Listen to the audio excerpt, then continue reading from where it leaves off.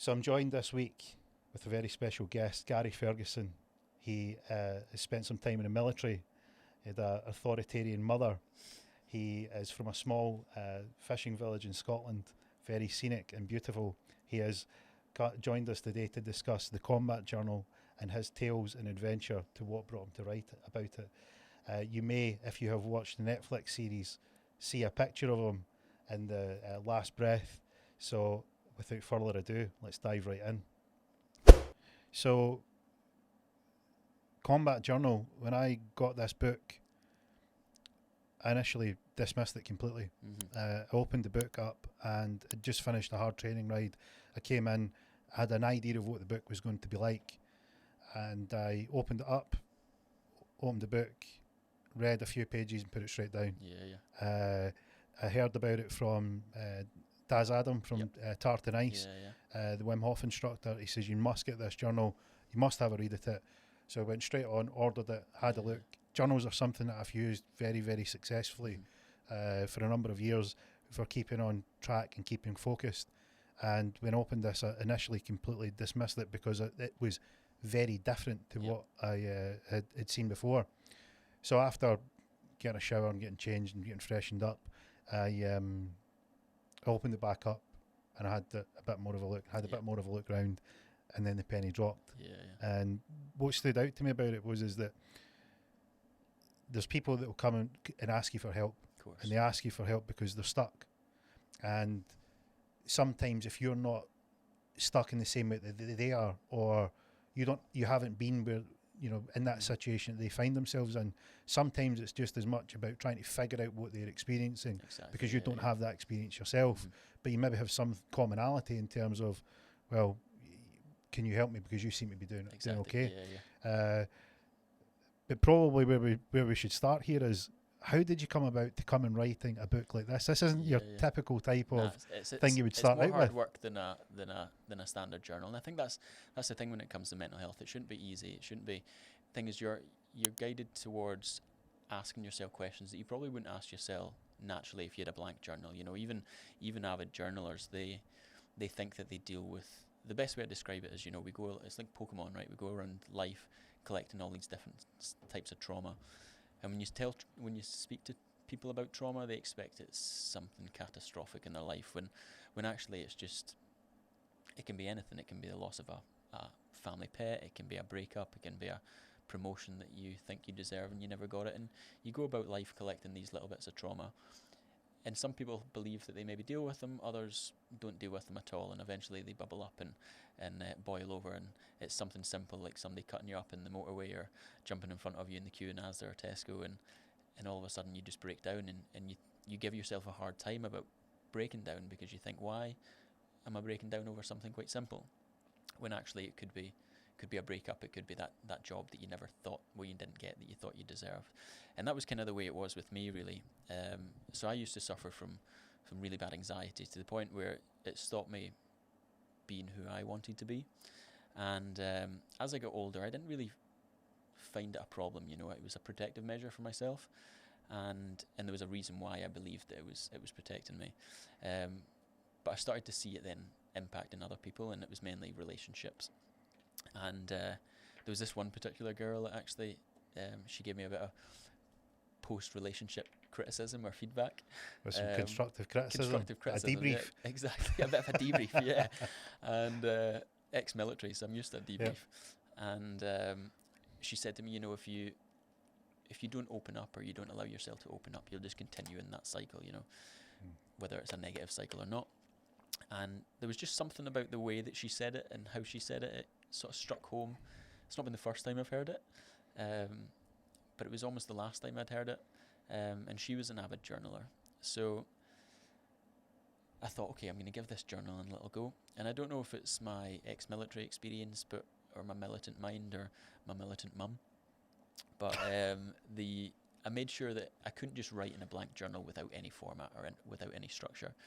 So I made sure just at the end of each entry, I would force myself to just talk about how I felt emotionally about that. So whether I was talking about this podcast today, I would put a little bit of entry of how I felt emotionally about this situation. And I only done it for like a few days to a week, and I started to see a huge change in myself. Like, just naturally became a lot more open, and the more open I came, the more I got to look into my own anxieties and where they stemmed from. But I was super interested in how these changes came about. You know, was there any science to back that up? And what I'd done was I found out I was engaging in expressive writing before I had any clue what expressive writing was. So I ended up going down a little bit of a rabbit hole with expressive writing. I ended up looking into positive psychology, and then found positive psychotherapy. What is expressive writing? So expressive writing's from your core without regards to modern writing conventions, i.e. spelling, punctuation, grammar. So it's just writing what's in here and in here. So it's just literally getting that sort of information that's maybe rattling around in your brain onto a piece of paper, and it's just the actual process of getting it out is like therapy in its own right. Right, let's start with how this came about, because you've mentioned a good few things there. Yeah. Militant mum, that's quite good. You've got military experience, that's also very good, and it's forming a picture. So where would you like to start? How far back can we go here? I mean, I suffered from anxiety as long as I can remember. You know, I grew up in Tarbert and Lochfine, and in a small village. It's probably a population around 1,500. And right, so pretty small. Pretty small, yeah. And it just major self-confidence issues. You know, it's just I managed to put on a really good mask, and I grew as I got older to perfect that mask. And people thought that I was a pretty confident person, but in the inside, that was a completely different story. So yeah, I mean, you could start as early as I remember, really, and that manifested into taking panic attacks to the point where I would be out to run and I would take a panic attack out running. Is this when you're younger? Yeah. What kind of age are you at this point? So the first panic attack I remember, I think I was doing exams in school, so maybe 11 or something. Do you do exams? I can't remember. And I remember actually my mum, remember Grattan, the old Grattan catalogue. So my mum, like before internet shopping, obviously there was copious amounts of Grattan parcels arriving. And I don't know if you remember, they used to come in brown paper bags. And so my mum heard a bit of a noise one night, came through, and I took a panic attack.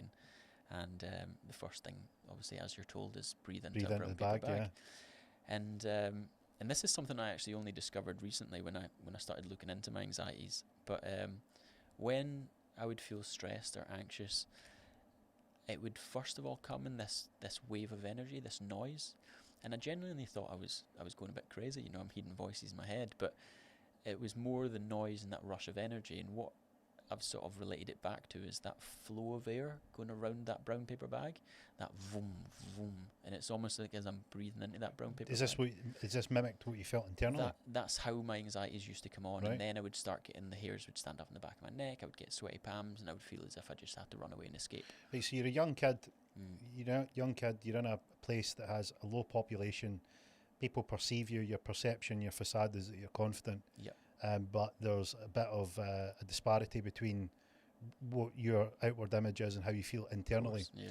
And that eventually comes to the boil, and it manifests itself in this sort of wave of anxiety. Exactly. You grab the catalogue bag, you breathe into it, and is it looking back, you notice that was a movement of energy, or was it at the time?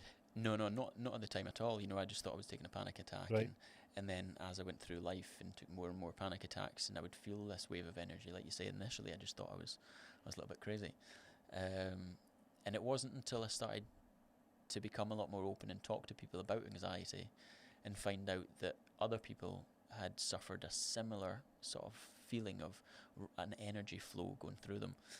And then it wasn't until remembering back to breathing through that bag, and I actually picked up a bag one day and breathed into it, and without a panic attack. Yeah, and it was just to discover that, because I thought in my head, like, I love looking at how things work. I love looking at the intricate things. So the fact that I was getting this wave of energy and other people where I was like, okay, well, where can I relate that to them, and how could I relate that to when it started in my life in this panic attack? How's your mum viewing this? I mean, you said that she's militant. What made your mum militant? I don't know if it's that West Coast mentality of hard woman and a fishing village, that she's just a strong-willed, powerful woman. And was it strong-willed in terms of discipline, structure? Is it strong-willed as in bit of everything, really? She was quite aggressive? Not aggressive, but she was like very strict. Right. Sort of, it was her way or the highway. She still believes she's the hardest working woman on the planet, or the hardest working person. Is she? I mean, And if I she's would not, say would you so. tell her? Yeah, I do tell her quite often, and that's why we clash heads Yeah. quite often. But I mainly start as a joke, but my mum sort of sometimes, like, say, only sees it her way. So the fact that I'm starting off as a joke, then it finishes as an argument, and one of us walks out the room. Right. But yeah, a bit of a strict upbringing. My dad's a North Sea fisherman, so he worked away quite often. So, you know, she was raising 2 kids on her own and working as well. So again, a super hard job in its own right. And in a way, I'm pretty thankful of the sort of strict upbringing. It's sort of grown me into the person I am today in a way. What did you get from it? Discipline that I then took into the military, and that mentality of not giving up, that I think, that resilience I think that I probably got from my mum. I would say my mum is a pretty resilient person. So was it you seeing how your mum was resilient in terms of tough, strong, dealing with 2 kids, small town, you know, she's essentially the, you know, responsible for everything, including bringing Course, you know, yeah. two kids up, which is very difficult. Or is it that she's tried to put you in situations to instill resilience? Nah, I don't think so. No. I think she's just expressing the way she was brought up, and I think Right. a lot of parents do that, don't they? And I think that's where it's a generational thing, that tough upbringing is not really so much of a thing anymore. People are a lot softer on the kids these days, but I agree with that. yeah, so I Very think, much like you say, so. the generational upbringing is the fact that a lot of kids sometimes were dragged up back then, and not to say that we were dragged up, but we were disciplined. Yeah, that was for sure. And I think that you take a little bit of that, and I don't have kids myself, but when I do have kids, I would take a little bit of that discipline, but I would allow them to be a lot more open. I would say that's the only negatives in sort of my mum's upbringing, is that because she was so strict, it prevented us from being honest, because if we were honest, we got a slap or we got disciplined. Or some people might say that teaches you to be like learn politics. Yeah, of course, yeah, but like I say, I think it breeds that closed sort of mentality and just not wanting. Did you to feel be that open. growing up? I Or did it didn't manifest later in life? Later in life, yeah, and you get to reflect in these scenarios. I think it sort of comes apparent, but at the time, growing up, you don't know what you don't know. Complain, don't you? Yeah, It's you just, don't know. This is it. This is what you do. And my dad used to always actually say to us, if we want something, my mum's automatically going to say no, because that was the way she was. But don't keep at her, just leave her, because eventually she'll say yes. And they were like the great parents, you know. They gave us what we wanted, and took us on great holidays and gave us a great lifestyle. But the amount of times my mum said no was pretty much every time, at least initially anyway.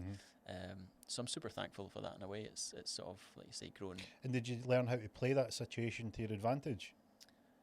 Well, yeah, because our dad taught us how to manipulate mum and get what we wanted in the end, despite the fact that she said no. Yeah. We finally got what we wanted, both my sister and I. So wise man. Exactly. Yeah. My dad's sort of he grew to deal with my mum's sort of strong-willedness, personality, probably quite early on. So he's a bit submissive in that sense. And when they met, was your dad a North Sea fisherman, or did your dad take that job once he'd sort of realised how strict your mum was and decided this is the ideal job for me? Yeah, I mean, get away from it. So my dad started fishing super young. I think he was 16, and he's from. So you know that area of Lochfine, and you pass through Lochgare before you get to Inverary, to Lochgilphead. So Lochgare is where my dad's initially from, but he had a passion for the sea, so he moved to Tarbert and started working as a fisherman, and then met my mum. But I mean, it's kind of strange that because we're such a close family, we don't really talk as a family too much, so that question's kind of a bit unknown about my mum and dad meeting and stuff like that. We know little bits and pieces, but it's probably due to the fact that we don't ask much questions. I'm just trying to think of if your mum's default answer is no, how many times did your dad need to ask her out? God knows. I mean, I don't know if she was always like that, but she certainly grew into to being a no person. So maybe a something left to uncover in terms of where it came from. Yeah, for sure. And so you said that gave you something in terms of the discipline and the resilience. So where did the resilience part come from? I think probably my mum, and my dad's a super hard worker. You know, Mhm.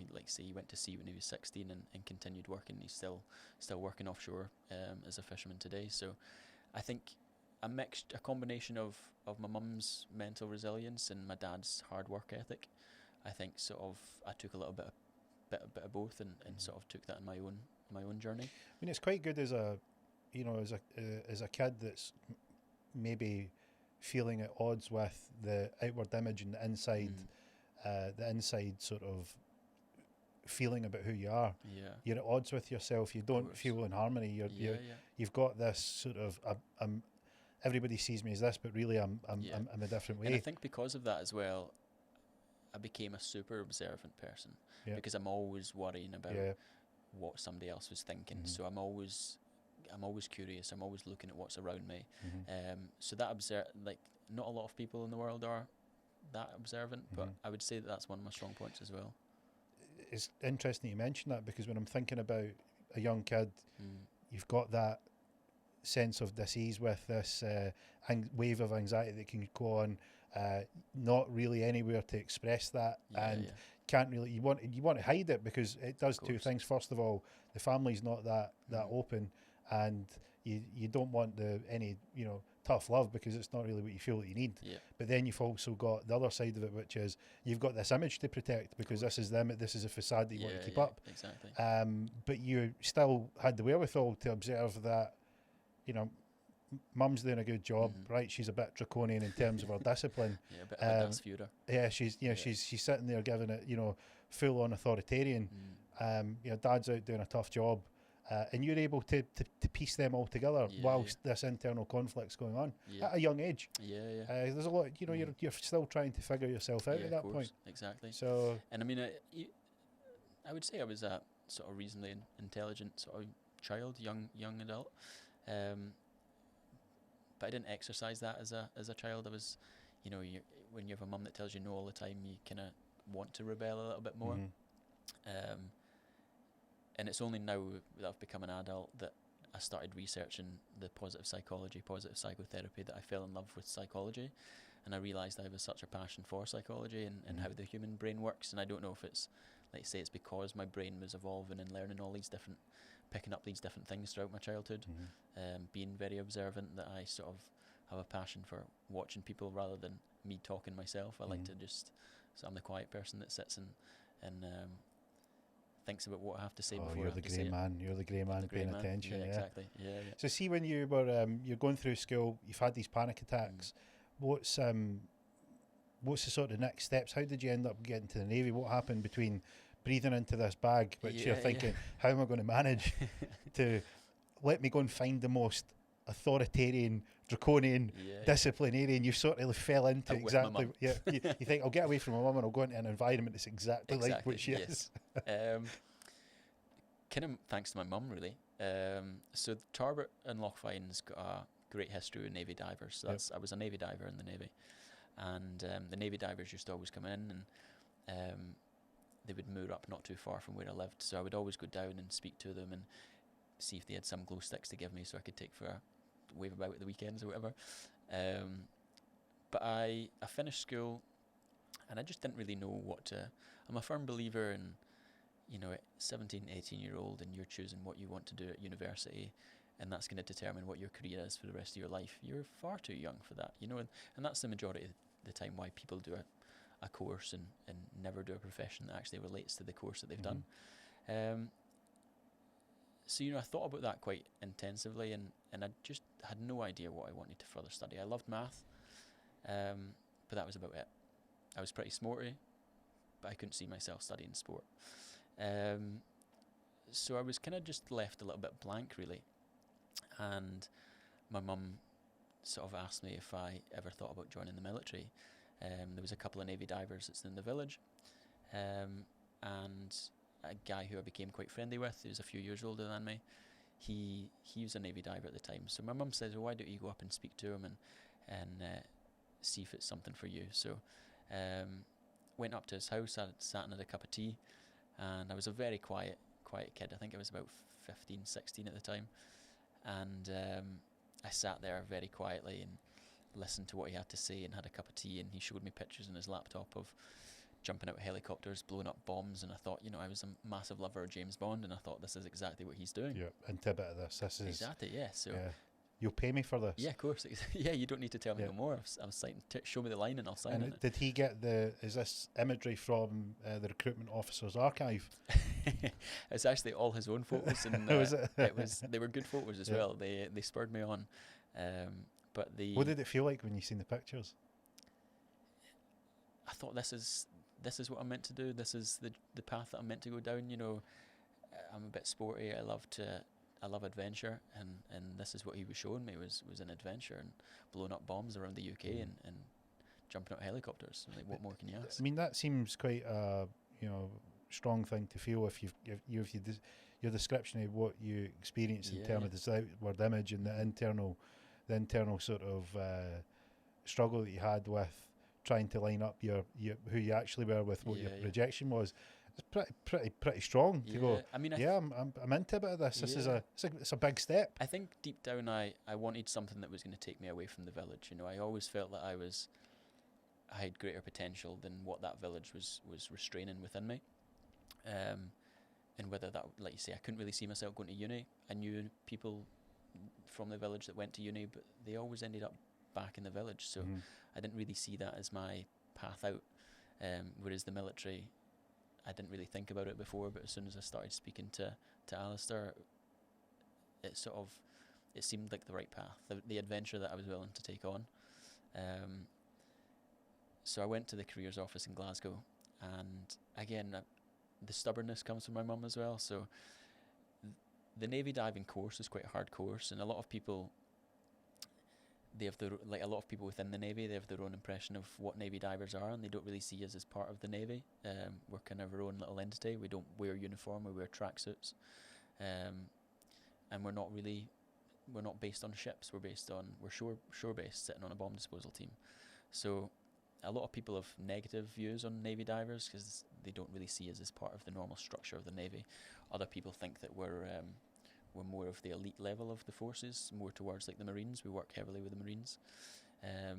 So I went to the careers office. He asked me what I wanted to do. I says, I want to be a Navy diver. And he says, well, you do realise it's a tough course, so what's your backup? I says, my backup's not the Navy and not anything else. I says, like, Navy diver or nothing. He says, oh, you do realise it's a tough course, you might not pass. I say, well, as well as no is not in my mum's vocabulary. Yes is not in my mum's vocabulary. Failure's not in mine.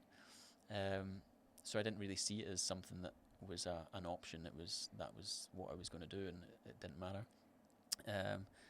You reckon he's judging you because he's taking a look at you? For the listeners, Gary is not your typical kind of. If you've got an image of like a Navy SEAL or somebody hardcore, that's not Gary. If anybody's watched any of the elite forces videos, he's your typical grey man. There is nothing outwardly tough about him. I hope you don't mind me saying that. There is not, and that's part of that's part of what they look for, right? They don't want you want someone that blends in, but this guy, this recruitment officers, take one look and went. And you can imagine what I was like at age of 16. I was even smaller and even scrawnier. You know what I mean? So he was seeing me as just another number that was potentially going to fail, and I only seen it as that was my option. So I like that. Yeah, it's all or nothing. Exactly. Put it all on the line. Definitely. And even at no point through the Navy diver course, I don't think it surprised me about how hard it was, but it was a realization of I can see where he was coming from. What did you what happened when you did it versus your expectation? So the discipline wasn't a surprise at all. Again, thanks to your mum. Thanks to my mum. Cheers. Well done, mum. Yeah. The basic Navy training was a walk in the park. I could have probably done that with my eyes closed. Like I say, my dad's a North Sea fisherman. I've been at sea since I was probably 10 years old. So that aspect was just a breeze.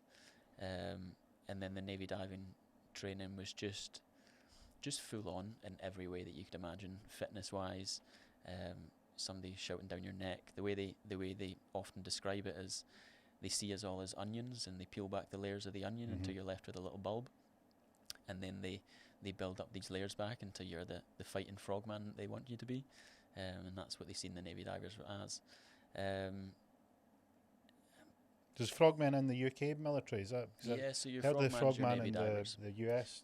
Yeah. So same thing. You know, you would. I think it's all thanks to the Navy divers. That was involved in like the Falklands and stuff, and the Gibraltar Straits sort of battles. When you're sort of your Navy divers are swimming amongst mines and gunfire and everything else under usually darkness, and putting limpet mines on ships that we don't want to be there. And again, in the Falklands, the Navy divers were heavily involved in that. So thanks to them, we're probably seen as more of the elite. But, you know, did I do much elite stuff? Probably not. I learned how to make a great cup of tea. But that was pretty much it.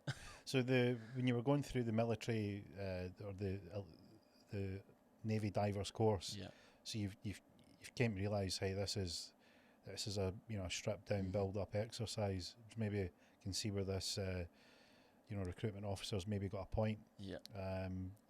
How did you do? So in my entry, it's an interest. The Navy divers are an interesting breed. They're a bit male chauvinist, a bit sexist. They don't like females in the branch, even though we've got females now. So it was an interesting place to be, like full of a lot of testosterone. And I think about 10 to 15 maybe started in my entry, and what they do is they start the course off with an aptitude test. So same as the Marines, when they sort of dwindle out the weak ones, the sort of the ones that they know that are never going to make it. So they have a really tough week initially to sort of break everyone, and then you actually get down to the diving aspect of the course. So the first week is just... So is the aptitude test, is it physical and mental in terms of, skill set, knowledge, problem solving, or is it purely what can you endure? What can you endure? That's it. And they push you until they think that they've pushed you enough. And like you say, it's not so much problem solving, it's just breaking you down to see when you'll give up and if you'll give up. And the ones that don't give up, they're like, okay, well, we can mould them into who we want them to be as a Navy diver. They'll see it through. Exactly. And at the end of the day, the theory behind the high level of fitness is so that we can remain calm in tricky situations, i.e. disposing a bomb underwater. But the calmer you are in stressful situations, the less air that you'll use in your diving set. So there is theory behind their madness, but they just like to push the madness a little bit more. So after that, that first week, it sort of got rid of most people. And what they used to always say is they would have a minimum of 6 people in the course, because that was how many entries there was in the logbook, and it made it look really tidy. If you had 7, that sort of made it look untidy, and if you had 5, again, the other way, it made it look untidy. So 6 is the number that they wanted. So the attrition rate was always 9. Yes, exactly. Yep. And so we got to week 3, I can't even remember how many times, and we dropped to 5 applicants. Right. So they put a halt in the course, they had to wait for another entry to come through. We went back to the beginning again. We didn't do the aptitude test, or we done part of it, we joined in, but we mainly just started at week 1 again, and we kept on getting to week 3, getting to 5, back to week 1. Why week 3? What was going on there? See, it was nothing particularly demanding. So week 3 in the Navy diving course is up harbour week, so you go up harbour and you do a lot of hull surveys. Not particularly tasking, not particularly demanding, but... What's up harbour? So what you do a lot of your training within Horsey Island down in Portsmouth. So it's a kilometre long old missile torpedo range, and it's just a kilometre long straight lake, and with a series of jackstays, so wires that's at the bottom, and you just spend hours and hours and hours just following these wires up and down. So you do that week 1 and 2, and then week 3 is almost like you break free from the island. So you go to Portsmouth Harbour and you do hull surveys. So you learn how to inspect the hull of a boat, a ship, and you pretty much do that for a week, and then you move on. So I think it was just and we didn't actually get to start week 3, so it was almost like the end of week 2 that people were getting broken. And it was probably just the amount of time you spent following a wire rope underwater. The boredom. Exactly. And then you start your day every day with high level and fitness. So a little bit of both, a little bit of the fitness aspect of it, a little bit of the sort of maybe the boredom of just swimming underwater. And then again, like the more times that we went back to week one, it was that feeling of not getting anywhere, I think broke a lot of people as well. And I remember actually having a call with my mum to say to her, I just don't feel as if I'm getting anywhere. I don't feel as if I'm moving forward this course. Not that I felt like quitting at any point, like waving the white flag, but my mum was always that voice of reason to be like, well, you will eventually get past that week 2 into week 3, and you'll gain that sixth member that will stick with the team, and we eventually did. So I think in total, by the time we got to the end, so when I say obviously they need 6 people, that's just for the diving aspect, and then you finish your diving element and you move on to the bomb disposal. So you go to an army base and you do 2 weeks worth of bomb disposal. So we had 55 people in total in my entry, including going back to week 1 every time, and 6 people passed the diving element, but 1 guy failed the bomb disposal. So at the end of the course, we had 5 that had passed out of 55. So it's a pretty big fail rate. That's a big attrition rate. Yeah, exactly. And is the bomb disposal just as simple as red and blue wire like you see on the movies? It's more simple than that. It's more of a case Don't of blow up. Blow it up. Controlled detonation. Oh, really? Is that what it is? Easiest, yeah. Right. Obviously, if you find a bomb, a mine next to a school, you're not just going to blow up the school like playground. Are you tempted? Depends what school. It depends the area. Or like the kids will love you. Exactly. The kids would think you're great. Well, quite often actually, you used to get bomb calls that were, so Northern Diving Group covers from Liverpool to the Shetland Islands. So we cover quite a large area of the UK. And we drive Land Rover Defenders. So, you could be in Liverpool 1 minute and then get a call to be in Shetland the next day. A fisherman could bring up a mine, a bomb. So you're blue lighting it in a Land Rover Defender, sort of all the way up, not going very fast, but not the ideal vehicle, I would imagine, for high covering a bit of ground. Exactly. And you're by the end of that journey, your left foot, your calf is absolutely burning with the clutch. But but a lot of the time you would race up to say Inverness from Liverpool, and you would get there and realise that it wasn't actually a bomb. It was just a bit of metal that somebody thought was a piece of plastic explosive, a piece of explosive. So you would travel all that way, and you would have copious amounts of people standing on the beach all day to watch the Navy divers come and detonate a mine on the beach, a bomb. So you didn't want to disappoint them, so you would just blow up that piece of metal anyway. Yeah, you need to now. I mean, if you came all this way. Yeah, of course. It's good training. Yeah, well, that's what we used it for, was training exercises. So, quite often you wouldn't even blow up bombs. You would just blow up bits of scrap metal that were lying. Would you let it onto them, or would you say that was a cracker, that was a beauty? You would tell them, yeah, exactly. Oh, thanks very much for finding that for us. They feel good. Yeah, of course. That's good for the morale. Definitely, and you've got loads of kids watching as well, so it spurs them on and it gives them a story to. The recruitment officer will be happy with you with that one. Exactly, yeah, of course. But yeah, so that was pretty much my Navy diver training. So out of 55, 5 of us passed. Again, further trained my mental resilience to cope with that. What does that feel like as a young kid that's sort of at odds with who he is in terms of the outward appearance and the inward self? That must have been a good leap forward. Must have took a good bit of credit from that. It was, but I think deep down I knew that I still wasn't being my true self. Like, it was just further adding to that persona that I was that confident person. I'm this confident Navy diver that's managed to endure this hard course. So it just kind of further added to this mask that I was maybe putting on. So did the gap sort of maintain, or did it stretch out? The gap get closer together in terms of who I wanted to be, who you were inside to versus your persona. No, I think it maybe got further away. It sounds like when you said that, maybe they pushed out the persona even further. It was get further away from you. And again, I think the career choices that I adopted, I took on, they didn't really force me to be the centre of attention, to be that person who stood up and done presentations or talked in front of cameras. It was never really something that was asked of me. So I could happily put on that persona, that mask, because I was never asked to be centre of attention. I was quite happy being that grey man that sat in the back and you know, and listen to everyone. So yeah, I would definitely say it stretched those two personas further apart. And your teammates, you mentioned your team making skills vastly improved. So not a lot of action, I'm guessing, in the time in the military. Besides them blowing up plenty of bombs, I went to the Gulf and worked out in the Arabian Gulf for a little. But I didn't go to war. I didn't go to. There was more of an ask towards the end of my military career for us to go out to Afghanistan and do bomb disposal out there, and we could be IED operators, so amplified explosive devices. So there was more of an ask for us to do that, and I could have done if I'd stayed in longer, but I just didn't see it was my path any longer.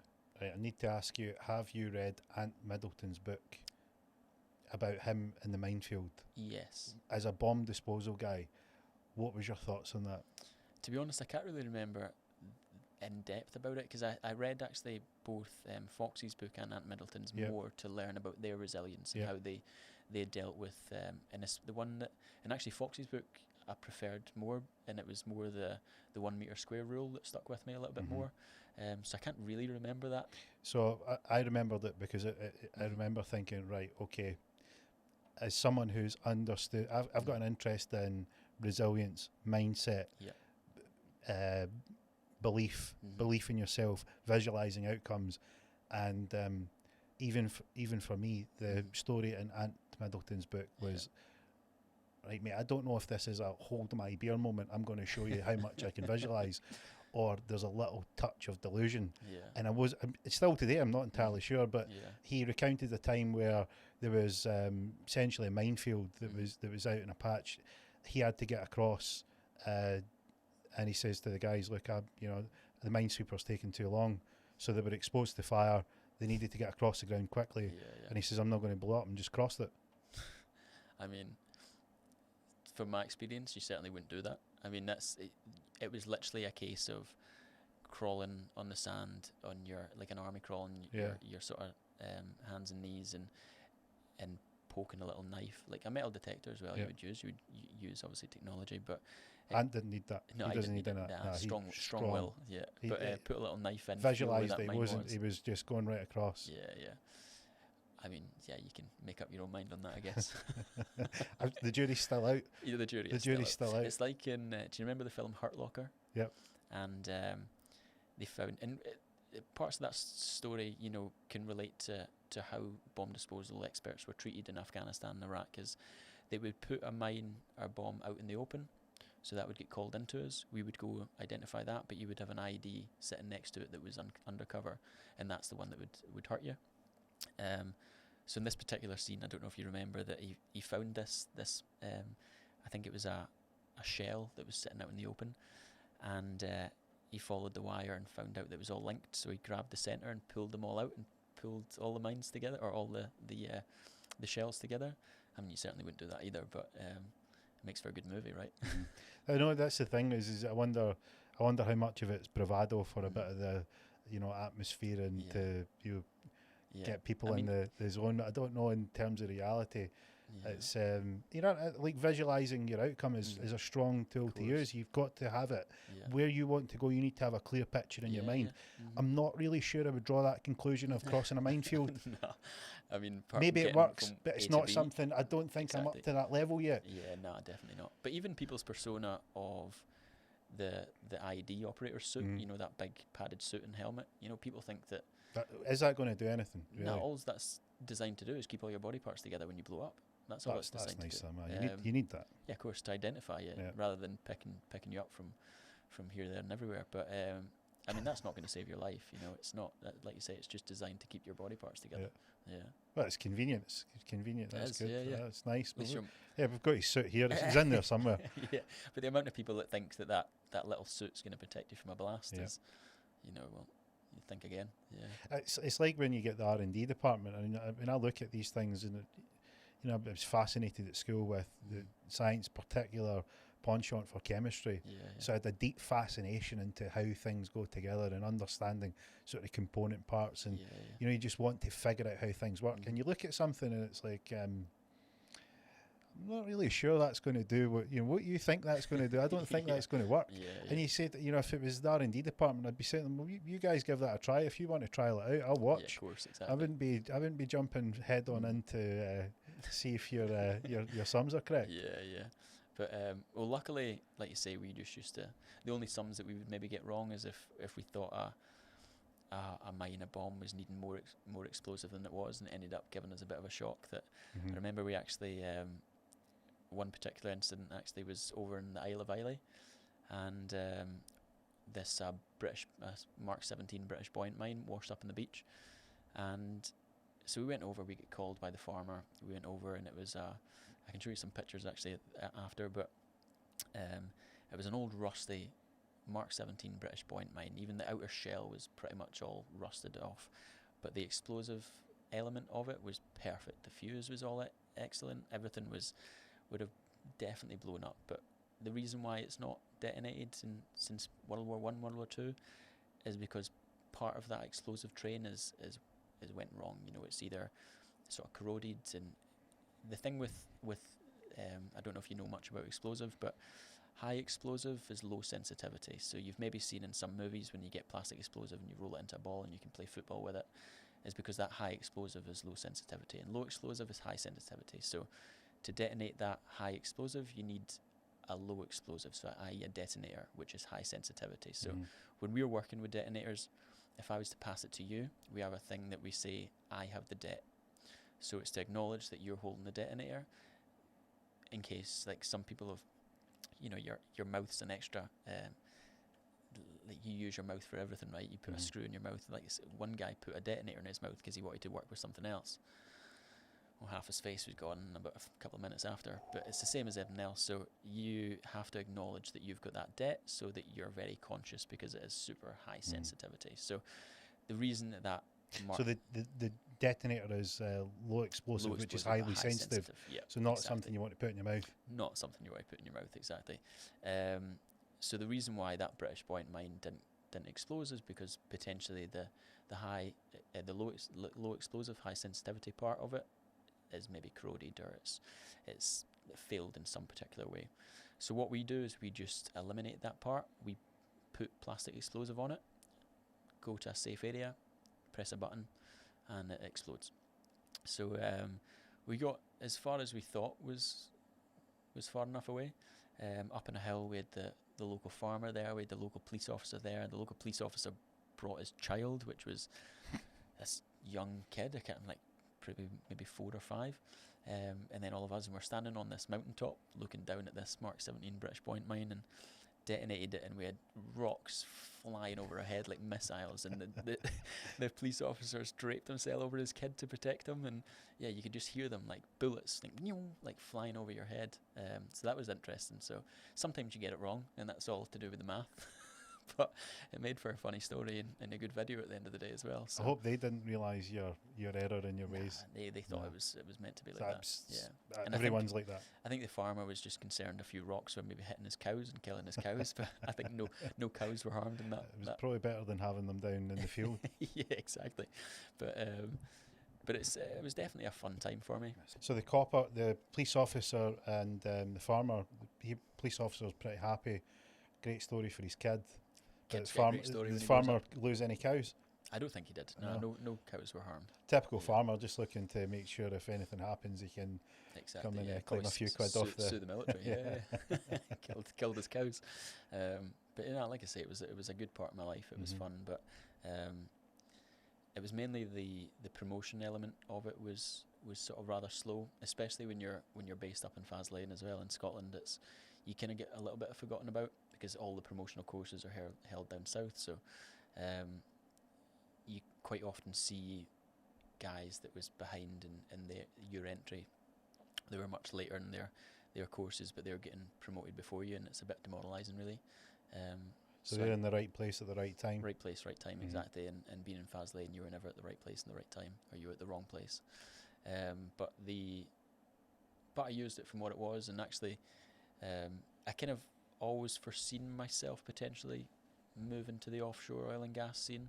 So when's that thought kind of cross your mind? Well, the guy, Alistair, that I went and sat in looked at videos and pictures of him jumping out of a helicopter. The day that I'd passed my course, I went back to Tarbert, and we have little local events down in Tarbert, like Seafood Festival, Music Festival, Glasgow Fair comes down to Tarbert, and I think it was Tarbert Fair. So the fair was down, and I just came home from an extensive Navy diving course. I was feeling all chuffed to myself, and Alistair drove up next to me in a Porsche, and rolled down his window and says, "By the way, as soon as you can, leave, because the money's in the offshore industry." So I think at that point I had it in the back of my mind that I was maybe going to go that route, but I was always open. I wasn't going to firmly decide. I just started in a profession as a Navy diver, passed a course that was pretty extensive and pretty hard, so I was wanting to play that out and see. And at the end of the day, I had 4 years in my minimum in my military career to do anyway, so it was after that 4 years that I decided that was me. I had enough. And was Alistair, was it his Porsche, or was it the offshore recruitment officer? No, it was his. So he seems to be doing a good job. Yeah, exactly. He's sowing seeds and recruiting very, very well. Yeah, strong game. No, he's had many of Porsches, that man. So R8s. I think he's currently got a Ferrari, but yeah, he likes his cars. Well done, Alistair. Yeah, no. So how long were you in the military? So I'd done about 4.5 years. So obviously, part of the Navy, if you put your notice in, it's 12 months notice. So I think I seen my 4 years coming, and then decided that was me. And it was a few other aspects of it that made me do that decision. I was stuck on a team that I wasn't diving any longer, and I felt as if I was sitting in an office writing paperwork that my boss was actually meant to write, but he wasn't capable of using a computer, so I was doing it for him, and then he was approving it or red penning it, and I was then changing it. So I felt as if I was doing a job above what I was getting paid to do, but I wasn't getting acknowledged for it. And despite the fact that everyone told me it would be great for my career and it would be great for promotional aspects, I just seen it as I was no longer doing what I actually signed up to do. And the burning ember of Alistair in his Porsche It was always in the back of my mind. In your mind. Yes, exactly. I've always had a poster of a Porsche Turbo in my wall, so nice. He couldn't have chose a perfect car. Yeah. What colour? It was grey at the time, but it was always black in my poster. It needs to be black. And I had a white Porsche at one point, so I've never had the black Turbo, which is always still there. So maybe once. Good. Yeah. Good, that's the way to go. Exactly. Yeah. Now you did you want to? Was there anything else going on other than, hey, look, I'm not getting the recognition. I don't seem to be in the right place. I can't see a clear path. Yeah. And I really, really like Alistair's Porsche. Was there anything else that was? I was based in Barrow-in-Furness for a long while. Fine part of the world. It's a fine part of the world. That might have been part to do with it. Again, probably going back to why I felt as if I wanted to leave Tarbert. I felt as if I was capable of giving more to myself, that I was just sort of a little bit restrained. I felt as if And is that sort of that it's just other people getting ahead, or did you feel that there was more potential in you that wasn't being tapped, or was it a mixture of those? You could probably say a mixture of both, but definitely I've always seen myself achieving sort of great things, and even still, even doing the journal, I still see myself as doing more, whether it's with Combat Journal or whether it's something else, but I believe it is with Combat Journal. Where does that come from? Maybe my mum. You said you always seen yourself doing great things. Now that means that we spoke earlier before we came on about situations that I've had where people will ask me certain advice or tips or any suggestions, and 99 times out of 100 it's mindset. Yeah. Always mindset. Yeah. And you can tell the people that are going to make it because of just what you said there. Mindset, they knew, can't put their finger on it, but they they just knew that there was something more that they had to do. I think when you look at a lot of these people that's like made it in their field, you look at that documentary that they made about Kanye West, and the thing that surprised me in a way but not surprised me in another way is the fact that he had such a strong belief in himself first and foremost, that he knew he was going to make it, and not to say that I've got as strong as a belief as Kanye West, but I've got my own belief that I am going to make it in whatever I do, whatever venture I take on. But I think that, like, exactly like you said there, the ones that do make it, they have got that strong belief in themselves, and they know. So, see, for instance, you know, it's interesting that, you know, we'll come on to the journal, but we're at the point in your life here. It sounds like you're not entirely clear on what that I'm going to be. I'm going to really do very well at something, but it's not entirely clear yet. Yeah. Is that fair to say? Or is that for sure, definitely. But I think that was the journey I was meant to go down. That was the path. You know, it's given me quite an interesting story now, and again, leading on to the combat journal, it's sort of, my background is a bit more relatable to other people because I've done so much. I've done a little bit of everything. I've sort of experienced hardship and the tough training, tough upbringing, but I've not had a particularly hard life in regards to other people. But I think it just gives me a good story. It was meant to be my path, I think. So regardless of whether I believed that wasn't right for me at the time and I needed to move on, I think I was meant to still do it, I think. Yeah, I was asked this in another podcast, and somebody said to me, "What do you think of, you know, writing a letter to your younger self?"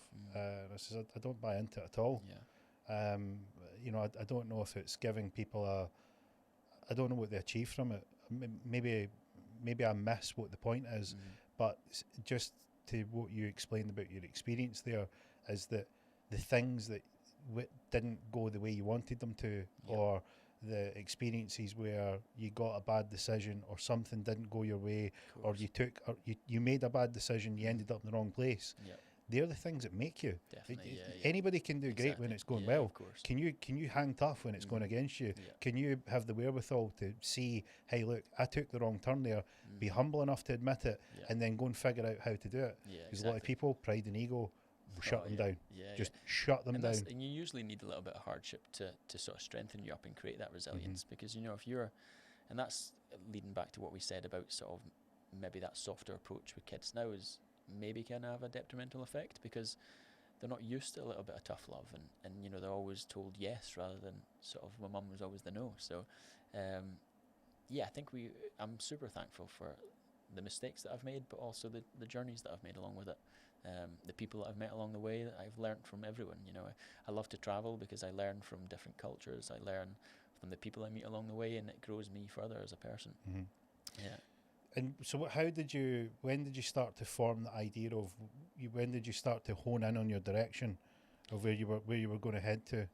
So I've always had goals. I've always had aspirations, and whatever I'm doing, it's relates to that particular sort of that goal. So when it was Navy diving, when I was going through my course, it was to pass my Navy diving course. Once I passed, like, again, I felt a little bit lost in a way. I didn't have a direction. I wanted to get promoted, but I was getting a bit left behind. So then I left the Navy and I started a career in offshore diving, and my goal was saturation diving. That's the pinnacle of the diving industry. So for everybody that doesn't understand, you were a Navy diver. Are you saturation diving in the Navy? No. So they used to do saturation diving in the Navy, but I think that went out 80s, 90s, probably due to money. The Navy just couldn't afford to sort of put people through that. There was a lot of training, a lot of sort of science behind it, a lot of trial and errors. So the Navy divers get rid of the saturation training. So for anybody that doesn't know what saturation diving is, how would you best describe it? So the term saturation diving comes about is that we're physically saturated in that gas that we're breathing. So when I'm offshore, I breathe a mixture of helium and oxygen, because 100% oxygen becomes toxic below 50 meters, and the air that we're breathing today is a mixture of oxygen and nitrogen, and we can't use nitrogen, or we can't use air, because nitrogen becomes narcotic at a certain depth. So it's like being asked to work under the influence of drugs or alcohol. It's just not going to work. So there's a couple of gases that they can use that can be compressed quite easily. Hydrogen's the first one, but if you compress hydrogen, you create a really good bomb. And helium is the other one, but the only problem with helium is sucking on a helium balloon. You breathe with a squeaky voice. So what were the choices? The first thing you said with the helium was I thought of the Hindenburg. So I thought probably not the best thing to... Oh, the hydrogen. The hydrogen part. Yeah. The Hindenburg was fully hydrogen, Yes. burst into flames. Exactly. Oxygen, again, space shuttle. That it wasn't the space shuttle. It was one of the space missions, Yep. and the capsule was full of oxygen, burst into flames. Exactly. Yeah. So helium probably sounds like a good alternative. Yeah. The squeaky And voice it's is... kind of funny, I guess. Well, do you get used to it? You do get used to it very quickly. I mean, it's you're getting paid an awful lot of money to be in that chamber, and it's quite nerve-wracking. There's a lot of pressure on you. So even your first ever job as a saturation diver, you're a bit like a rabbit in the headlights, a deer in the headlights. Right. That you're taking in so much information that the fact that you're breathing with a squeaky voice just sort of, it's a bit funny sometimes, and it makes some people's stories a little bit funnier. But yeah, it's not often that You're outwardly you're calm and collected and very measured. Yeah. But we've just went into finding out the internal and the external is not quite exact. They don't align. So you've got they don't align, Yeah. right? So you've got this situation where you've went from navy diving to offshore diving, and then you want to get to saturation diving. Yeah. High risk, Yeah. High rewards. lots of pressure. Yeah. Lots of great reward because Yeah. it's very well paid, and rightfully so. Yeah. Given the risk, and then you're going into this environment where you've upped the pressure. Yeah. Not just the air pressure, the pressure of the gas, Physically but and the mentally. pressure of the Yeah. mental pressure, and you've got this. Have you still got this disparity between this difference between the internal you Yeah. and the external? So that's when I guess they do align, is the fact that when it comes to my abilities, or like working, again, like I say, leading back to my strong work ethic of my dad, I'm super confident in my abilities in that sense. So I knew that I was a decent diver, I could do the job.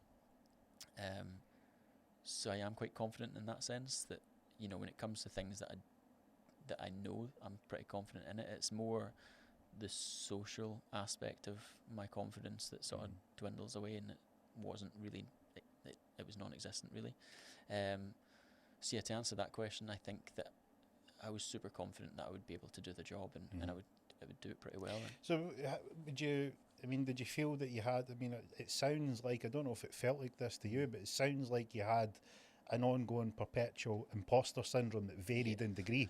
Yeah. That's what it sounded like. It Yeah, sounded like, hey, look, what I'm projecting and what I'm able to do doesn't really match. So Yeah. I'm a bit of an imposter. I'm in these situations where my ability needs to shine through how I feel my personality is. Of course. So you're at this sort of constant battle internally of pushing. You feel comfortable pushing your ability, but you've got that certain discomfort that your personality isn't moving at the same rate. Yeah, of course. But I think, everyone suffers from imposter syndrome at one point in their life, and I still suffer it with the combat journal. It's so much of an unknown for me that I sometimes think to myself, the hell am I doing? But yeah, I think that as long as I've got a goal to work towards, I've got a clear vision, and I know that I'm going to get there. It's just a matter of when. So I wasn't, despite the fact that I was absorbing an obscene amount of information, I was nervous whether I was going to do well, despite the fact that I knew I was capable of it. We all make mistakes. It's the human factor. But I think I knew that I was going to, even breaking into the offshore industry and doing surface supplied diving, first of all, I knew that I was going to get to the saturation diving eventually. And even when I got into the saturation diving, it's, despite the fact that I didn't have a further goal to work towards, there's so much information to obtain. So it took me, I think, almost 5 years to the day to actually feel settled in the job and not worry about the dive plan that was coming in, whether I was going to worry about impressing in my job or making mistakes or anything else. I think about 5 years to do almost every job that was sort of asked of me, and to know that just because what it says in the dive plan doesn't actually mean that that's actually what's going to go to plan. And it was only after that 5 year point that I thought, okay, well, I need to now have a new objective because I'm not working towards anything anymore. And I don't like that feeling in myself, because I feel as if I'm taking my foot off the gas and I'm not working to my full potential. So I need something to aim for, to strive me on, to give me that little bit of fire. and then that turned into combat journal What are you doing when you're in those in the chamber. In the chamber? 'Cause I've seen the Netflix Last Breath. Last Breath. Yeah. And you'll think, what are you guys doing for that length of time? Yeah, so we work 12 hours a day, or we're on shift 12 hours a day. We dive for 6 hours of that, and if you're diving, you're probably away from the chamber for like 9 hours anyway. So a lot of your day is filled with sort of working elements of it. So you wake up in the morning, so we work 12-hour shifts, like I said, so it's either 6 till 6 days or 12 till 12 days. And you continually in the chamber? Continually in there for a maximum of 28 days by law. So as soon as that door closes, you know that you're not getting out, unless anything happens or the job finishes. But if it's an ongoing job, you know that you're not getting out for as close to 28 days as possible. So say for instance I'm working a 6 till 6 shift. I would usually wake up a little bit earlier. I like to have a coffee before the madness starts. Just ramp up the caffeine just to exactly, get a little bit of an edge. And then just enjoy a little bit of peace before the noise happens as well. Yep. So get up, have a coffee, your breakfast comes in. After you have your breakfast, you get dive plans. They usually come in about an hour after you've had your breakfast. So say your breakfast's in at 6, about 7 o'clock, your dive plans come in.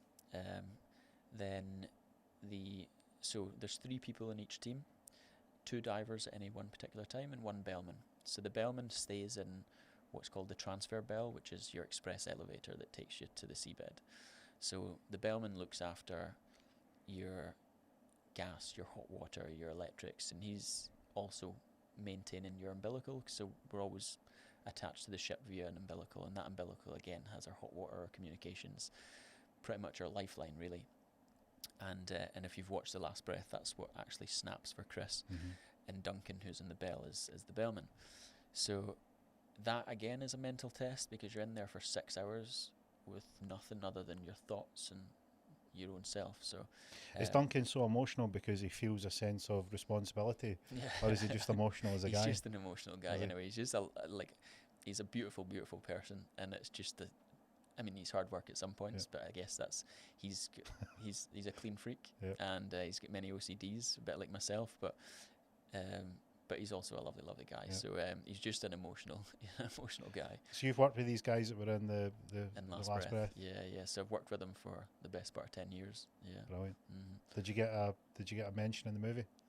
I didn't actually, and I didn't actually find out there was a small picture of me in it until I went to the premiere, and that was actually held in Glasgow.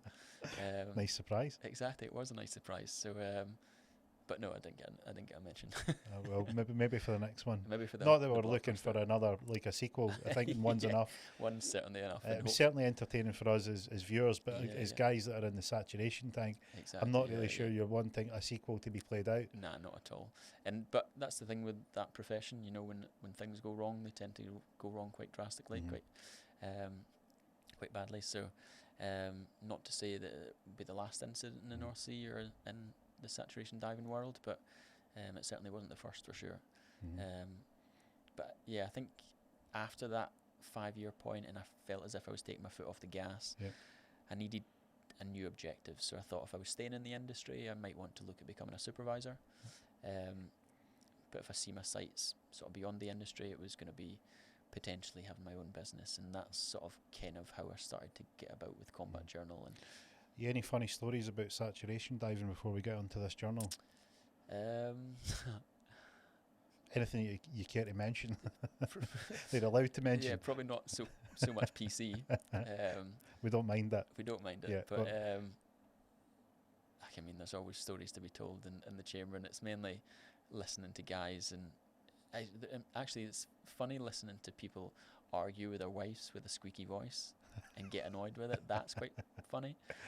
It's funny when you're not at the end of it, but I've many a times been trying to phone the bank or anything else, and it's just impossible because they have no idea what you're saying, for one. And then you have to rely on somebody at home to do that work for you, and I'm still single, so there's nobody at home to do that for me. I receive my Amazon parcels when they arrive. So, and if you phone mum, she'll just say no. To be honest, my mum, despite the fact that I've been doing this job for so long, my mum still can't understand me. But she's got a very much a fixed mindset. and not so much a growth mindset. So she doesn't try to understand. She just finds it funny. She'll put me on loudspeaker so all her friends can listen to me and laugh at me. I'm just trying to tell her that I've had a bad day and I want to talk to my mum. But yes, it's pretty frustrating if somebody just doesn't even try to understand you. They just, a switch goes and they think, nope, I'm not understanding you. Text me. So quite often I would be WhatsApping my mum and speaking to her at the same time, so that it's like translator. Whereas my dad's a bit different. He'll try. He'll say, okay, I understood. Tuning the ear in. Exactly. Yeah. Well, if he's a North Sea fisherman, the accents that he's got to tune in, he will have a finely tuned ear to try and make sense of some very colloquial dialects. Oh yes, yeah, of course. And like I say, I worked with my dad for about a year and a half, and or just over a year. And I think one particular time I was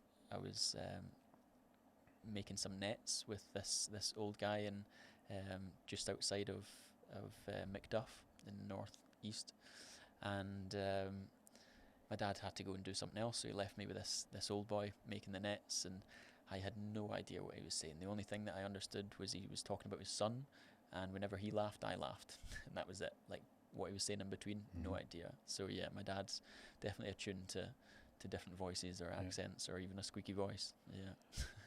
It's interesting when you go up there. I mean, if you Macduff's between Fraserburgh and Inverness, sort of halfway between. Yeah, and Aberdeen it's as well, kind of when off that way. Yeah, when you go along, and is it a fishing village? You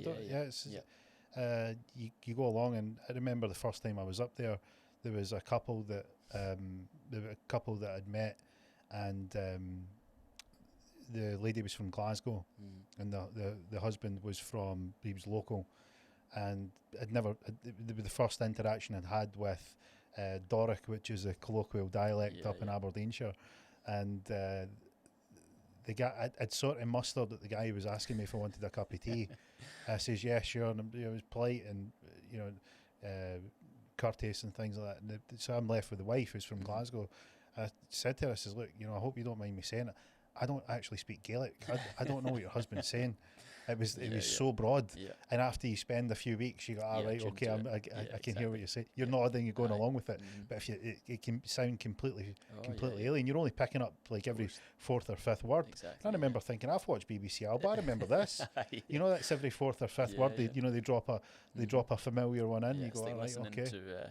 To Norwegian, and the Norwegian language is not a very broad language, so they've got a lot of English words like helicopter that's the same in English as Norwegian. So they're speaking their Norwegian, and then all of a sudden it's helicopter, and it's pretty funny. But yeah, it's similar to the Gaelic. I find the Dutch a bit like that. When you speak to the Dutch, it's sort of got the if you've had a few libations, you might be in a boozer, and you might think, are they speaking English? Am I just am I just maybe had a few too many?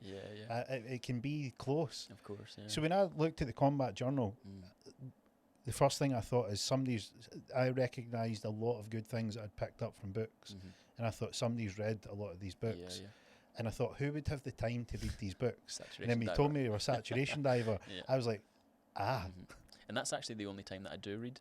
I try to read at home, and I've always got a book that I'm reading, but I just find that the world's full of distractions, and unless I'm stuck inside a chamber with no distractions, there's always somebody that's messaging you or try to phone you or knocking on your door, or you've always got to be somewhere, so you're on a time limit. So I just find that the world's full of too many distractions for me to actually read. What would you do to recommend to anyone that's finding themselves in that place in terms of distraction? Put the phone in a different room. If they want to create some healthy habits, and one of these healthy habits is reading a chapter a day, which is quite common. Make sure that you don't have technology in that room. You're not gonna even hear that buzz going, because it's that dopamine hit of getting a notification on your phone. It's gonna distract you regardless of how much you want to read or how much you don't. So I would say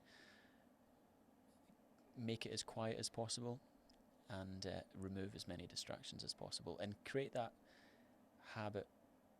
Try and create that habit every day. If you want to read a chapter a day, find a time of the day that you've got more sort of a more abundance of time, whether it's in the morning, you get up, have a coffee, read a chapter, or at the end of the day when you go to bed. If you like to go to your bed early and reading puts you to sleep. Read a chapter at night, and try and maintain that every day. And eventually, you'll desire it. You'll look for it. You'll look for that book in your bedside table, and you'll pick up and you'll read that chapter pretty easy. Yep. So let me ask you about this journal, because I think I mentioned it to you earlier. The first, I've journaled quite extensively, mainly to do those things that you mentioned, which is keep on track. The world is full of distractions, so you can, with the best will in the world, you can have a to-do list, great intent to do them, full enthusiasm. The wife calls, she's needing, you go and pick up the kids, the dog needs to go to the vet, the car needs tyres, there's somebody needs you here, somebody needs you there.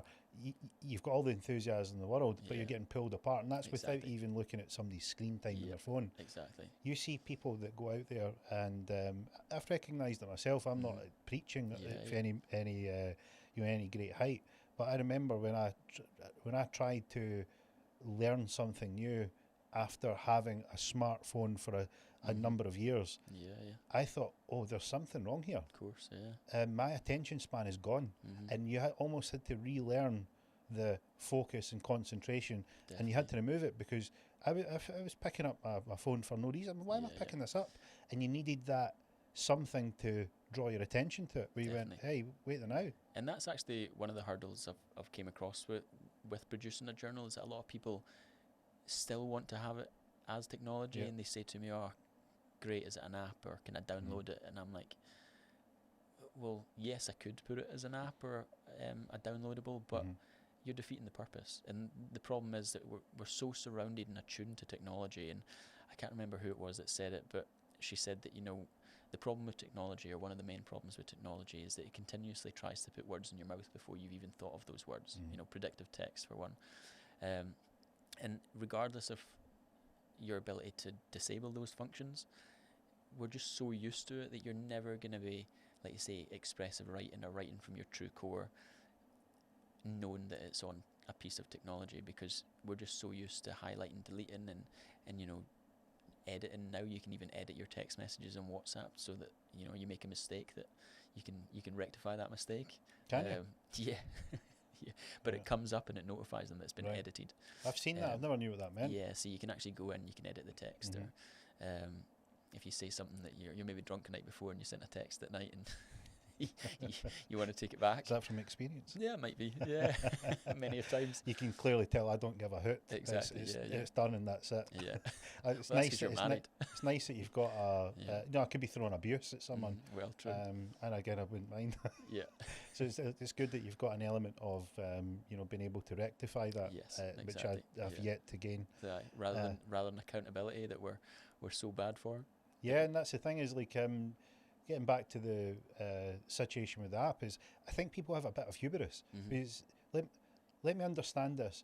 You think that you can use an app that needs your complete attention, whilst social media are spending tens of billions of pounds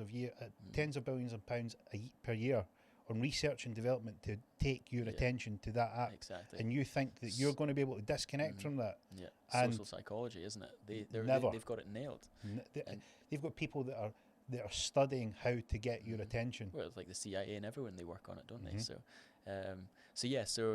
and one of the worst people for it actually was the Navy. When I talked to them about it, they were like, amazing, can we, and not to say that they had just a complete wrong view on it, but they wanted to make it more secure, so they feared that somebody else was going to pick up and read the journal, and that was before they'd even looked at the journal, and I always said to them that that's the glory of expressive writing, or these exercises, that you're not actually explaining the event that's happened, you're more explaining how you felt about a particular event, but you've not wrote anything about the event. So if somebody picks up and reads your journal, they might not actually understand what you've wrote anyway, because it's just a bunch of gobbledygook, because they're missing the key elements of the story.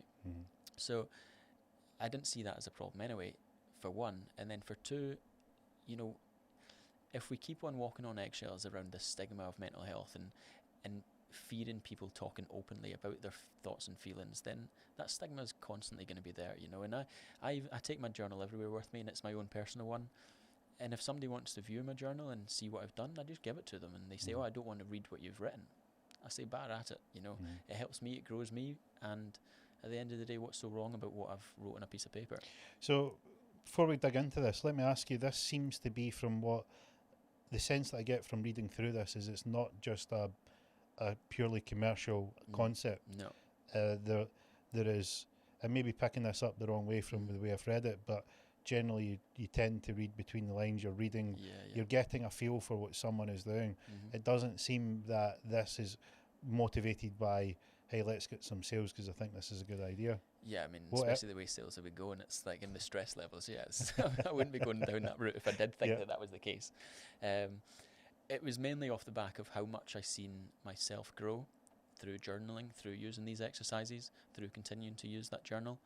And then I see the problems that other people have got, similar problems. When I talk to people now, they tell me that they're anxious, they tell me that they're down. The world's getting even more stressful because of technology. We're sort of, we have great expectations of ourselves, but we never know how we're going to get there, whereas I always knew that I was going to get to that end goal, but my goals were always achievable. They're always attainable goals, whereas a lot of people in the world believe that they're going to be a millionaire, believe that they're going to be successful, but they have no idea how they're going to get there.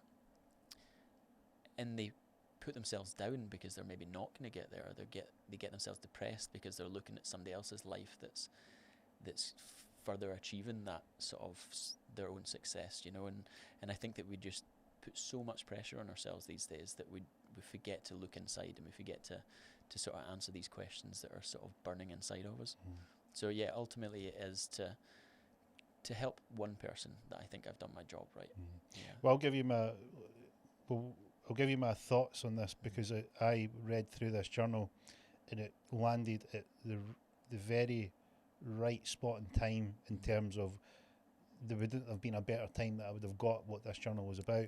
Is most journals, if you write them, they are a bit like your dive plan, in the sense that someone has given you a structure, and if you follow that structure, an outcome should be landed, and there's some guidance on adaptability, but you need to get back on track. And a lot of people, that doesn't work because they are not quite ready. They've not done the training to get them to the point where they're ready to carry out a dive plan.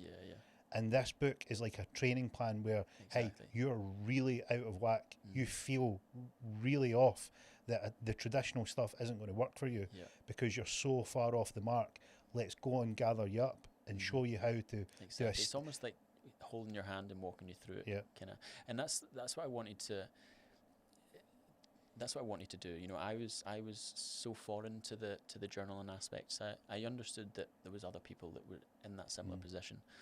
So I wanted to allow them to be able to journal without actually knowing what journaling was all about. A series of exercises that you just pretty much fill in the blanks. And it's, even though it sounds quite simple, they're structured. These questions, these exercises are structured that they're looking deep within you, without you actually realizing it. You're just answering these questions, filling out the blanks, but you're still reflecting on past events. You're still reflecting on future goals, and allowing them to be attainable goals, because it's creating that clear path of how you're going to get there. And for people that's listening or watching, the journal's split into 3 steps, 3 stages. And the first stage is very much for people that's never journaled before. So it's 4 little questions or 4 little sentences that you fill out the blanks, and you can write as much or as little as you want. And really that's to get people used to talking to themselves in a more of a deeper level, mainly set out for people that's never journaled before. And that's the first stage done. That's the first step of the journal done, and it also gives you that sense of achievement straight off the bat. And again, for people that's never journaled before, having that sense of achievement, there's much more chance of them continuing on with it if they feel as if they're getting somewhere. Whereas, like my Navy diver course, you got to that point that you felt as if you weren't getting anywhere, and despite my determination and grit to achieve my goals, if you're not getting anywhere and you feel as if you're stuck in the mud, there's more chance of you giving up and failing. So I wanted to achieve something that people were thinking that they were actually making a difference. And then that goes into the main body of the journal, which is the psychotherapy and expressive writing exercises. So in section 2 and section 3, there's 15 exercises per section, and you repeat them both once. So in section 2, they're designed to maybe look a little bit deeper within yourself, maybe revisit past events that's made you feel or act in a certain way, and reflect on them. So maybe see it from a different perspective, for instance, there's an exercise called putting your thoughts on trial. And as you go to court, if anyone's ever been on court, you realise that you've got the judge, you've got the jury, and sometimes the executioner. But you view things from a different perspective, and it allows you to, like you say, see things from another point of view. So you've got these exercises that, like you say, look a little bit deeper within yourself. You repeat them once. Repetition is very, very important within psychology. And there was a massive misconception when people started researching positive psychology, and that was to say that, for instance, say this microphone was making you feel anxious, making you feel depressed or down. If I remove that microphone from you, then they genuinely thought that automatically that'll make you happy, when history's proven that that's not the case. So it's as important to build you back up again as well as removing that particular hurt, that burden. So that moves into section 3, and section 3 is all about strength-based exercises. So again, like the section 2, you repeat those exercises once, but all 15 of these exercises are designed to focus on your strengths, to look towards your goals. So you've revisited past events, you've ironed out those creases, and it's time to look and plan and create that great little that plan of how you're going to achieve your goals. I have a friend that this journal suits to a T, Yeah. and it was interesting because see all there's probably 16 markers here in this book, and all 16 was exactly what he needed. Yeah. And I went through not all of these, but the 16 is made up of probably 10 that I asked him to do through lots and lots of books that I read, and that's how I came to the conclusion. You have put the work in here. And the other ones I thought, that's really, really good. I've got a few here that I think are absolutely fundamental parts of what people need. What do you think from the feedback in your experience would you say is sort of, if you were to take 3 of those things, what would they be? 3 of the exercises? Yeah. To be honest, I took so long in putting the exercises together, and it's a bit like asking you which is your favourite child. Yeah, exactly. Yeah. Well, that would always be my sister, and I've always said that. But the exercises, some of them are my own, some of them famous psychologists from sort of that produced back in the 60s. So I took so long putting these exercises together and almost creating that map, that journey, that each exercise has got its place within the journal. So well, again, if it helps you, I'll tell you my 3. Perfect. Visualization. Yep, super important. If there was a thread through every successful person that's ever put pen to paper, who's ever explained anything that they've ever done, an ordinary person achieving extraordinary results, every single one of them, without fail, has had to visualize. What would you say most people have difficulty with visualizing? And that's leads back to what I said. They believe that they want to get somewhere, but they have no idea how they're going to get there. And that's, like you say, through visualization. And the irony is I tend to observe that they have no problem visualizing a negative result.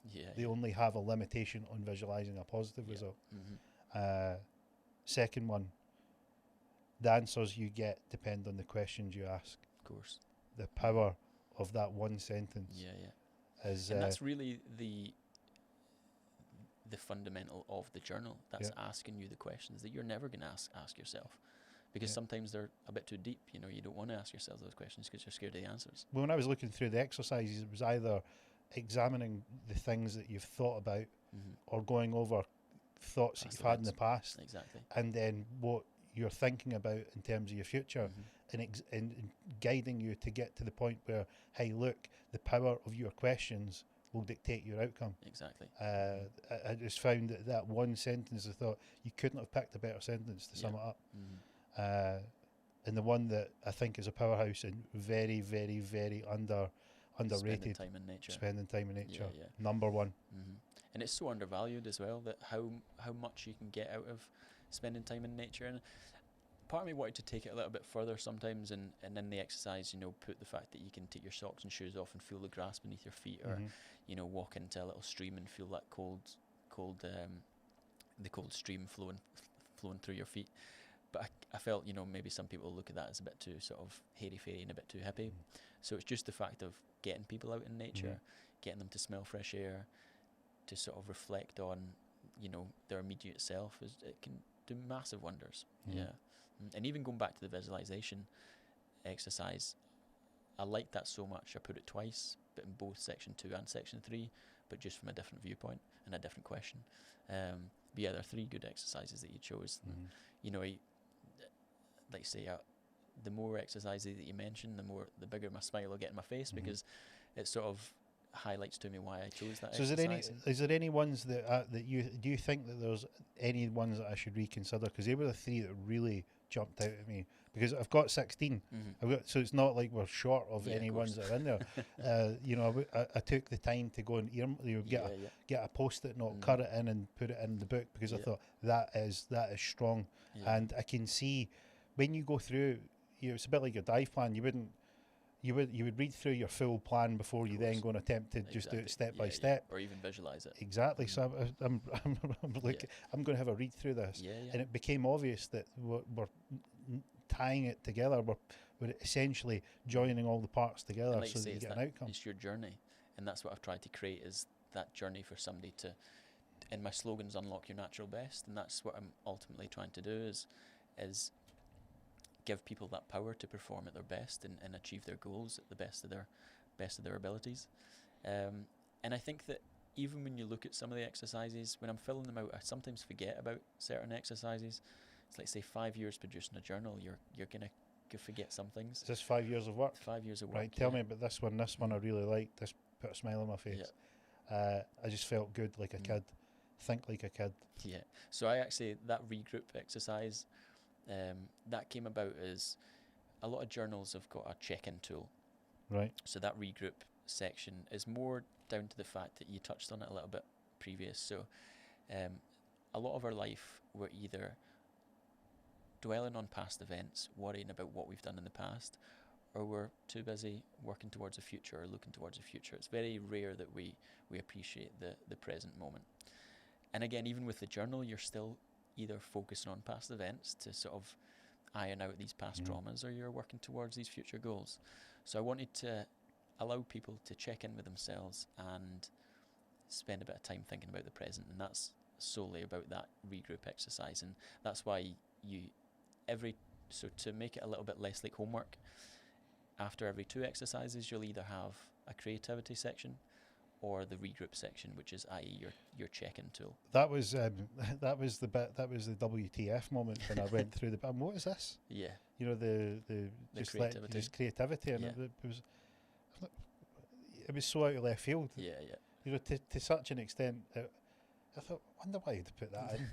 It's just like you say, to make it a little bit less like homework, and just because you're answering these questions, you might have something in your mind that you want to get rid of that I've not asked, or these questions I've not asked, these exercises I've not asked. And that's why most journals that you'll find, there is a brain dump section. I just put a little bit of a twist on it and added the creativity side. There's one that I've spotted here that I'd like to ask you now. I know you a bit better, and I'd like to find out how you came about putting this one in. What's your experience with it? So it's section 3, subsection 5, in the zone. So in the flow state. So yeah, the in the zone or being in the flow, we've now and again we've always been doing an activity, doing an exercise. You're in the gym, you're maybe swimming, and you feel great. You just feel as if you're in that flow. And if you can think about those times that you can think, okay, what did I implement to allow me to get in that flow state? How was my thought process? You can maybe tap into that a bit more often. And it's like you go to the gym, you having a good workout or one of your favourites, or you're out running and you get in that runner's high. There's something really nice about being in the flow, and it doesn't need to be exercise based. You could be a writer and you could just have that writer's block, and then all of a sudden, boom, you write a sentence and it just comes, and you feel good about it. And tapping into that resource can be super effective. And learning how you tap into it, and like you say, if you can increase that, then you could potentially work towards that flow state more often. So who do you think this journal's for? So I would be biased and say everyone. I say as well as The sales and marketing department are standing on the table applauding. Well, it's funny because even a lot of my advertising's through social media, and a lot of these targeted ads, you kind of need to narrow it down, and it's been super hard for me to narrow down that sort of category, because it can be super effective for your influential years, so your 9 to 14 years. The biggest problem with mental health in young people is like, I think up to 25, but also the older gentleman is massively impacted by mental health. So you've also got up to the 45-year-old bracket, the 35 to 45. So it's been super hard for me to pin down who I do my advertising for and because ultimately I am trying to help people. So I don't want to think, okay, well, who uses social media more? Right, okay, maybe that 25 to 35 bracket, or the sort of 15 to 25 bracket, you know. I think about who I could best help, and really that's everyone. Some people look at it as maybe been more of a masculine journal. Probably over half the buyers have been female, and I've even asked, you know, on social media if people would like a change to the color to make it a bit more sort of bit prettier for some people. It came back, and a lot of people like the colour. You know, green's not really a colour you see very often in things. And despite it being a little bit of a tip the hat to my military career and the name Combat Journal as well, people from the outset think that it's a very masculine, very sort of military sort of title. But then as soon as you explain to them that, yes, it's a little bit of a tip the hat to my military career, but it's also a play on words, because we combat things daily, and we always talk about combating mental health, combating stress, you've actually a charity called Combat Stress, combat like depression, you know, so you go about your life combating these different things, so why not Combat Journal? But yeah, going back to your question, I do believe that, like a therapist, everyone could probably benefit out of talking to a therapist, or just talking therapy in general. Everyone could benefit out of reflecting on past events and journaling. I would my thoughts were, it was if you're out there and you think that you've got more in you, and you're stuck and you don't know why you're stuck, you should get the journal. If you've hit a roadblock or an obstacle and you don't know what to do, you should get the journal. If you're motoring along and you're happy with your results, you might not need it right now, but remember, nothing goes up and down in a straight line. Exactly. And when you hit the roadblock, remember the journal, because it's an exercise to. It's a journal about recalibration. Exactly. And that's the main part of it. But the secondary and tertiary benefits of it is that you are going to refine that recalibration process every time. You're going to make slight improvements. You're going to see little tips and tricks, because the journal is full of little snippets, the way the goal structure is written out, the way to understand repetition, the way to understand rhythm, the way to understand how you construct habits. So even though you're motoring along, you might be doing great, but you always hit speed bumps. There's little bits that you can fine tune and see. If you're out there flying along and you want to take it to the next level, you might want to go and do this. Definitely. You don't necessarily need to feel mentally weak or have mental health issues. You maybe want mental improvement. You maybe want to get mentally stronger, more resilient, tougher, more durable. Maybe you're worried that if a bump came along, how would I endure? Well, why don't you go through and have a look? Why don't you do an autopsy on your previous experiences and go really digging in there and have a look? And even if none of them are going on in your life, probably quite good just to get off a phone. Exactly. Yeah, of Sit course. down, Definitely. good exercise, and there's great stuff in there. We're losing that ability to put pen to paper and to write. You know, it's a dark art now. Yeah, of course it is. Yeah, and again, a hurdle that people come across is they always say to me, "Oh, I'm a bad speller, I'm a bad writer," and that's when I turn around and say to them about expressive writing being sort of writing from the core without regards to modern writing conventions, is because you don't need to be able to write well, or probably the more untidier you write, the more chance that people is not going to understand what you've wrote in the journal if they pick it up anyway. But it's just getting that pen to paper and getting these thoughts and feelings onto physical paper is it does wonders. Neurologically, there's I remember a neuroscientist telling me this years ago. He says that the connection between when you're creating the writing via your own movement, and the pathways between your hand and your brain, you're visually seeing it. It's so much stronger than all this technology. And we're not beating up in technology. I think technology is great. It's got its place, but just like anything, too much of a good thing can be bad.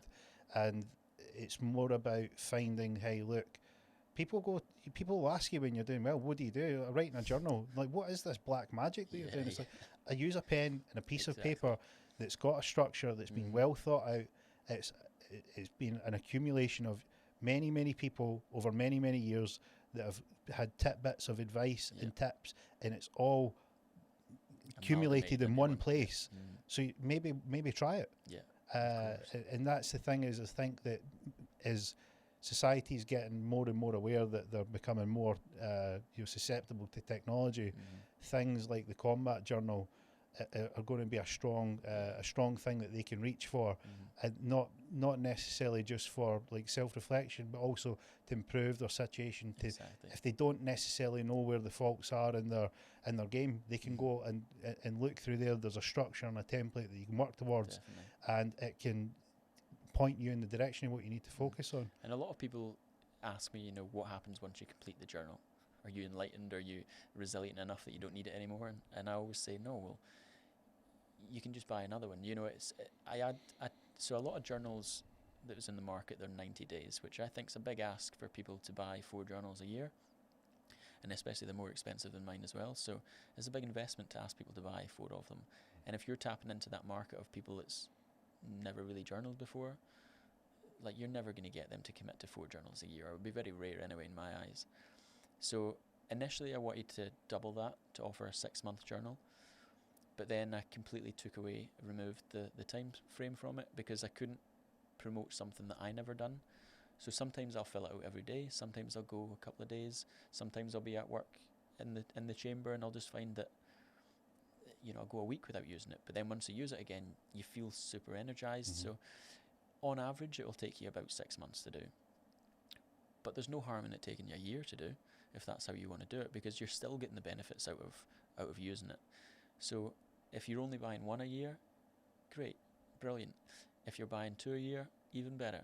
But because it's such a long period in between, so say for instance it is 6 months you take to complete it, think how much your life changes within that 6 months. So you just buy another journal, and even though the questions are the same, your narrative is completely changed. So your answers will be completely different. So you can just I don't need to rush to bring out a volume 2 or doing something else, is because it speaks for itself. Your narrative is constantly changing. Your life is constantly evolving. You're constantly evolving. So regardless of whether the questions are still the same, your answers are completely different every time. Even as a tool for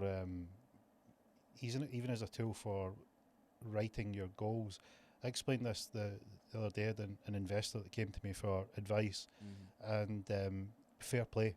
For it takes some humility where you say, hey, look, I need a hand, and you're reaching out to someone that's in your peer group, and a lot of admiration for that. And he says, look, I don't know how to take it to the next level. I'm feeling like I'm in, I call it the comfort trap, which is you set a big goal, you have an idea of what it is that you want, you have a meteoric rise, you have the success, you have the money, you have the material, trappings of it, and then you take your foot off the gas, and all the things that got you to where you are, you don't do them, and then you're in this comfort trap because you don't push as hard as you did when you got there, and you just sort of like, well, hey, why should I push? I'm quite happy I'm quite comfortable where I am.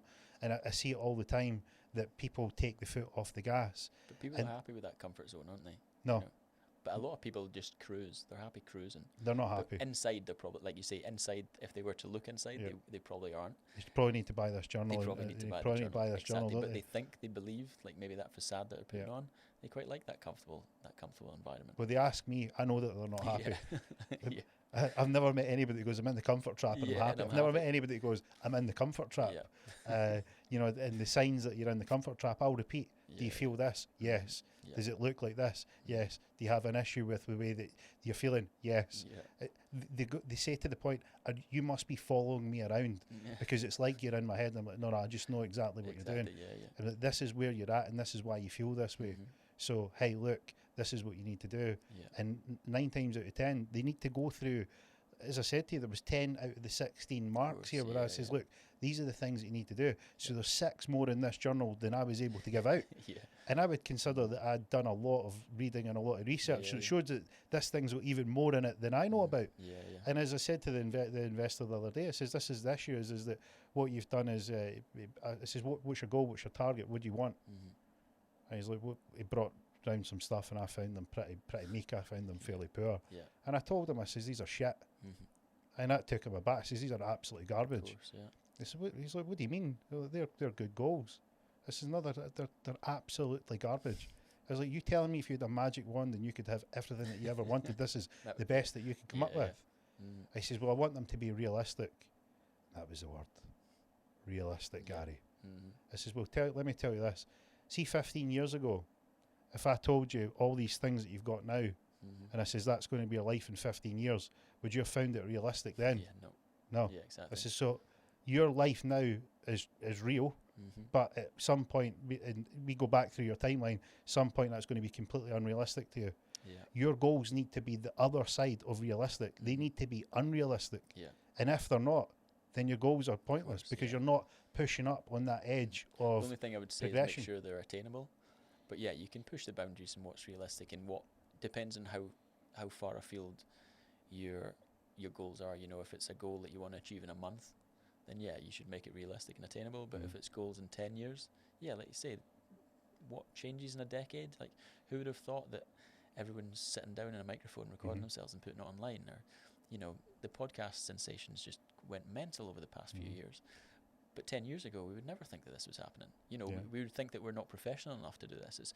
It's these people that's in that TV box that we sit and watch, that they're the ones that are capable of doing that, not Mr. Joe Blogs.